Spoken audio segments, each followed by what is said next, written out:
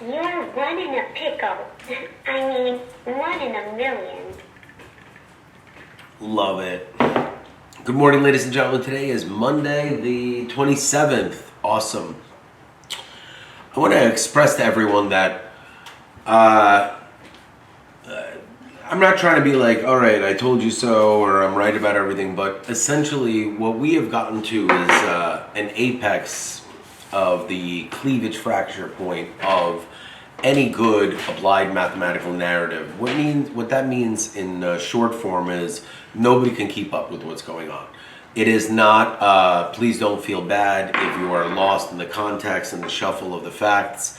And we have crossed the boundaries of any one single human being being able to coherently comprehend what is going on. Okay, so don't feel bad if you're confused. I myself am confused on a bunch of things that hopefully tomorrow things will be able to clear up.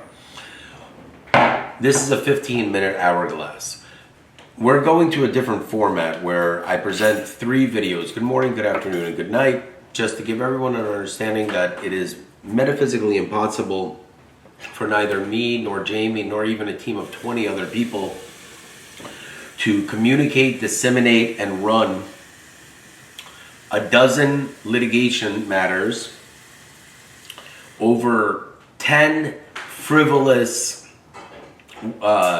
legal arrests, complaints, God knows what has been going on over the last 10 months. Pay bills, function as human beings, and still sleep at night. So when I disseminate information, Jamie has appointed me as the spokesman for her, as well as a mediator through my company, ProSlay, Pierce Bainbridge. Essentially, it's a series of corporations and brands that identify my labor. I am an entrepreneur, I'm a hardworking individual, I am an honest human being, and I'm very direct, which makes me a very good point of contact for human beings who want to resolve things positively. If human beings want to resolve things negatively, I'm not the best person for that because I do not react well to negative things. I don't hurt anyone, I don't threaten anyone. That's the complete opposite. As a matter of fact, one of the reasons why I infuriate so many people is because I'm a non-violent individual. And to be able to achieve, how do I say this, effective oral communication results on a non-violent level, you have to be, 1, extremely direct, and 2, powerful. I don't know how to say this. 3, you must know the law. And one of the things that I pride myself in is that when it comes down to it, I invented something called legal math.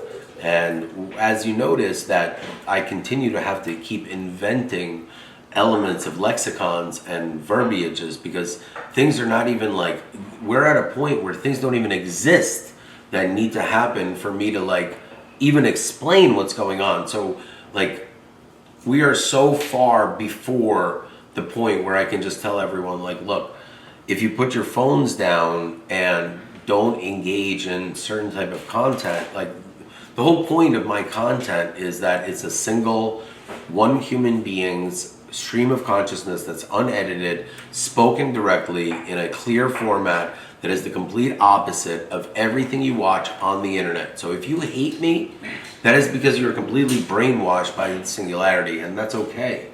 But if you hate me without ever meeting me, that might tell you something.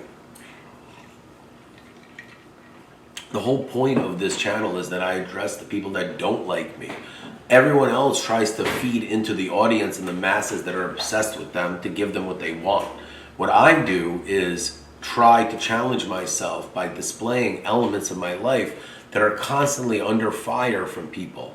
That makes me more better. I don't know if that even exists, but it makes me better at what I do. I keep myself sharp.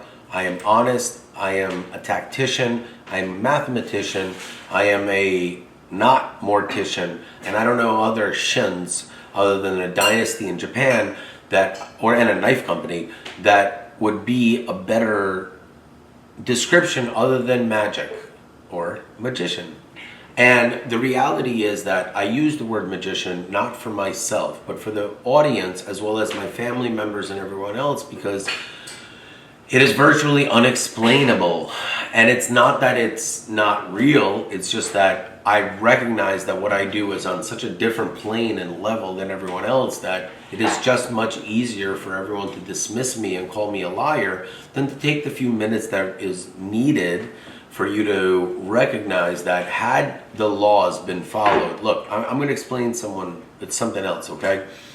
There needs to be a realistic standard for what a human being is and is not able to do. So for example, Jamie, quote, had her kids taken away, okay? First and foremost, for anyone who doesn't know this, and I would say anyone in Livingston would agree, that Jamie's an A+ mom. Like, I don't know what else there is to say. If there were grades given out to moms, Jamie would get an A+, okay? So like, and anyone who's ever met Jamie or her kids or like who are awesome, like the brains that are the brain trust that is making the decisions behind what's going on is literally ignoring the statement that like, hey man, you guys are doing this to an A+ mom. Like, you're not just doing this to like a mom. Like, I had a mom, she was a weight. She was an emotional weight, she was a financial weight, she was a fucking liability, she was a legal weight. Like, she was like, I don't know if anyone's ever seen The Godfather Part 3, but there's a character Talia Shire plays, and I swear to fucking God, the closest thing that my mother was I felt like Michael Corleone without the whole criminal element, where I was just like, Mom, like, I'm trying to get out of like this, and she would say shit like, now they'll be afraid of you. I'd be like, Mom, what the fuck are you talking about? Like no one's getting hurt here, and like she just like was so wrapped up in the sensationalism of the amount of money that my brain can make that she completely forgot that, like, A, she's my mom, B, she has a very strong social responsibility as a human being to just act appropriately, especially once I'm trying to build my own life, and my mom never even fucking comprehended that, and her basic selfishness became so intolerable that, so she robbed me of $6 million that became worth like 20 or 30 million because the price of gold skyrocketed. But at the end of the day, like think about the kind of human being she is, and think about me as a dad. Like, why would I want her around my kids? Who knows what kind of fucking shit she would say behind people's back. Like, my mom's thing is like, she would always talk shit behind people's backs, and like, I don't want my kids to be those types of people. So it's a little complicated. I mean, like, what are they missing out? Like, her nodding her head to dad's stories that dad did, you know? Like, my mom's actual contributions to the narrative are like, she was just a pain in the ass. But Mal's a good mom, and so is Jamie. And like, if I gave Mal a grade, it would be an A. Honestly, Mal's an A mom, but like, there's also grades in being a friend, and grades in my opinion, and like, just that part of this whole thing, without it being resolved, and like people moving on to the money, and like making Jamie go through this arduous process of like explaining herself of things that she never did. Like, she's like all confused because she's always been very subservient and like follows the rules. So when she has authoritative figures telling her like, oh, you know, you're being accused of a crime, she's like, okay, like, all right, so like, what am I supposed to do to like express that I didn't do a crime? They're like, well, you need a lawyer. And like, you know, when a human being's in bankruptcy and they're being accused of crimes they didn't commit, and the reason why they're in bankruptcy is because of the endless accusations, it's not going to fly. And like, for example, the legal math is not going to balance out. The federal court is going to look at the state court and be like, what are you guys doing? Like, how can you expect a human being to do both things at the same time, mathematically, not to mention the fact that her kids are taken away from her for God knows what reason. Like meaning that the cherry on top is the people that are fucking her, you know, financially took her kids away from her. And then on top of which, there's a Caldwell judge who, frankly, this is why we do this channel publicly, and I say we means we as a collective humankind. he owes her a huge apology. Like, I don't understand what this guy's doing, because he has his secretary or clerk write this massive letter without acknowledging the reality is that he was extremely rude. And there are many things that I've learned from my father-in-law. And if anyone doesn't understand this, like, he and I are not on best terms. One of the things that I pride myself is being able to forgive people, because I know how time works. It doesn't go backwards. People, I assure you, no matter how mad you are, when the human being you're mad at passed away, you're going to regret the time you didn't spend with them, even if you loved them for a little bit. So, that being said,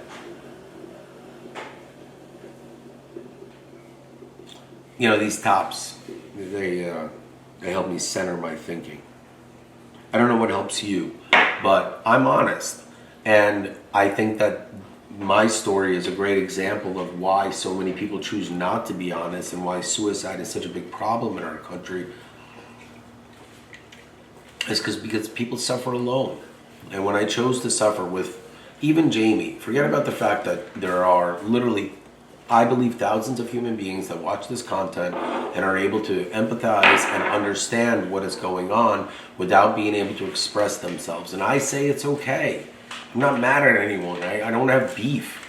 That's the difference between myself and the image that you have of me. You see, I'm not fighting anybody. I'm only in conflict with myself on this channel. You're just not understanding that. So I have to very calmly express it to you that I built my entire empire on the rules and laws that you pride yourself in, not me. These are all your laws and rules. That's why you can't beat me. It's because my entire business is based on tax law, federal laws, and the U.S. Constitution. Things that are just so solid that going against them would refute your entire life's work. So for example, we're going to the bankruptcy of the federal court. The judge is going to get two options. Option one is correct the issues that have been going on. Option two is double down on what has happened and try to go after Ms. Resnick.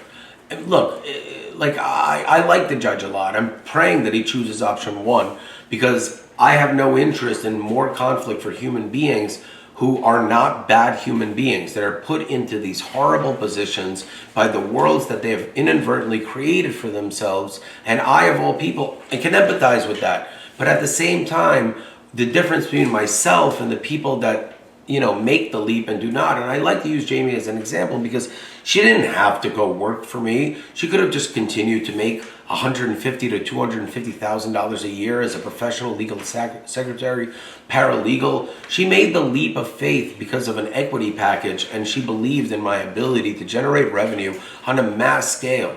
When human beings believe and do things like that based on decades of living in a society, getting a college education, doing all the right things, and then all of a sudden her own husband, who's an attorney, starts to commit perjury and everything's acceptable, it's impossible for the federal courts to even exist, because the paradox will create a case law that is impossible to refute, which means that you're going to break the entire modern court system, but not in a good way. So like, taking option two continuously will just eventually break the system. That's how I've designed it. So if you look at the actual patterns of my cases, they are based on a rhythmic code, based on the actual law, meaning like, I don't have to lie, nor do I want to lie. I don't need to lie, nor do I choose to lie. So these words are very important, because in the reality of context, it's virtually impossible for Jamie and I to send out 45 communications, which then only lead to 90 to 150 communications. It doesn't end. The entire system is designed for endless conflict. So to get out of it, a paradox must be solved. So right now the federal court in bankruptcy have a paradox. They must solve it. Without the solution, the entire modern day court system will break in the North Jersey court system. I promise you. Anyone who knows anything about the law will basically explain it to you. So I don't actually have to do a single thing except show up and calmly listen to what the judge has to say. Jamie has to prepare everything she's working on herself. This is her job. It's not my job, because she chooses to file on her own, and she has no choice but to choose this. And the reason why she chose me as a spokesman is because she doesn't want to be liable. I don't blame her. It is my channel. It is my headache. It is my reward. I want everyone to understand that Jamie's entitled to a big chunk of my estate. So for anyone who wants to go against women's rights as well as labor laws, operating agreements, U.S. Constitution, and literally every single foundational element behind every single contract ever enforced by a federal government, then be my guest. I promise you, anyone who's ever met me knows two things. But if you haven't met me, then how would you know what those two things are? That's the whole point. Why would a human being, just ask yourself this, okay? You will never find a human. I've been living in Livingston, New Jersey since I was about 9 years old, maybe 8. You will never find a human being that has ended their relationship on bad terms with me. Meaning that, like, I have people that don't like me, but not because of what I did. It is because they don't like me. I've never broken up with a female that I've disrespected ever in my life. I have never harmed a single person ever in my life, and I've done nothing but good in order to balance out that God forbid I ever make a mistake.